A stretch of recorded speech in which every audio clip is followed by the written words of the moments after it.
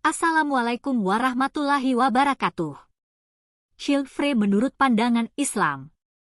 Akhir-akhir ini ramai dibicarakan topik child-free setelah diungkapkan secara terbuka oleh salah seorang influencer tentang pilihannya untuk tidak memiliki anak. Bagaimana hal ini dipandang dalam kacamata Islam? Berikut penjelasannya. 1. Punya anak atau tidak bukan merupakan pilihan kita, tetapi pilihan Allah. Hakikatnya ketika kita dikaruniai anak atau tidak itu bukan pilihan kita tetapi menjadi sebuah ketetapan Allah Ta'ala. Karena Allah lah yang akan memberi atau tidak memberi.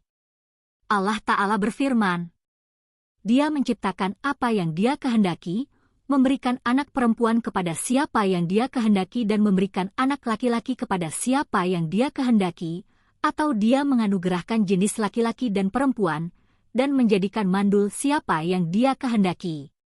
Dia Maha Mengetahui, Maha Kuasa. Quran Surat Asy-Syura, ayat 49-50. 2. Memiliki anak adalah salah satu tujuan dalam pernikahan. Allah menetapkan syariat nikah, bukan sekadar untuk melampiaskan hubungan biologis saja. Namun, melanjutkan keturunan juga merupakan salah satu bagian dari pernikahan. Allah Ta'ala berfirman mengenai halalnya hubungan intim di malam hari Ramadan. Maka sekarang campurilah mereka dan ikutilah apa yang telah ditetapkan Allah untukmu. Quran Surat Al-Baqarah, ayat 187. Sebagian sahabat seperti Abu Hurairah, Ibnu Abbas dan Anas menafsirkan bahwa makna apa yang telah ditetapkan Allah untukmu adalah dengan meraih anak, keturunan, sebagaimana disebutkan oleh Ibnu Katsir dalam tafsirnya. Lihat tafsir Ibnu Katsir. Dari sini kita bisa menyimpulkan bahwa tujuan dari hubungan intim adalah untuk meraih keturunan. Rasulullah Shallallahu Alaihi Wasallam bersabda, Nikahilah wanita yang pengasih dan punya banyak keturunan karena aku sangat berbangga karena sebab kalian dengan banyaknya pengikutku. Hadis riwayat Abu Daud, An-Nasai dengan sanad hasan. 3. Kehilangan satu kesempatan pahala yang mengalir saat meninggal. Ketika kematian menimpa dan sudah tidak mungkin bagi kita untuk beramal, tentu kita menginginkan pahala yang terus mengalir menemani kita di alam kubur. Salah satunya adalah melalui doa anak yang syalih. Dari Abu Hurairah radhiyallahu anhu, ia berkata bahwa Rasulullah Shallallahu Alaihi Wasallam bersabda, Jika seseorang meninggal dunia, maka terputuslah amalannya kecuali 3 perkara, yaitu sedekah jariah, ilmu yang diambil manfaatnya, atau anak yang syalih yang mendoakannya. Hadis riwayat Muslim.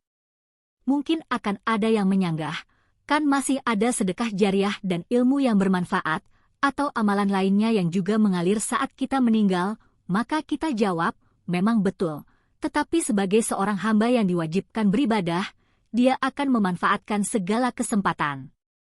Kalau kita balik pertanyaannya, yakin sedekah jariahnya bisa mengalir pahala?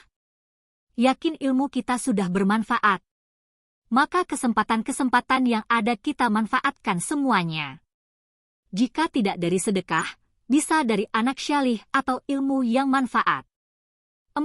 Kehilangan syafaat dari anak yang meninggal dunia. Dalam sebuah hadits Rasulullah Shallallahu Alaihi Wasallam bersabda, Tidaklah seorang muslim yang ditinggal wafat oleh 3 orang anaknya yang belum balik kecuali Allah akan memasukkannya ke dalam surga karena keutamaan rahmatnya kepada mereka. Hadis riwayat Bukhari, nomor 1381. 5. Kehilangan salah satu cara diangkat kedudukannya di surga.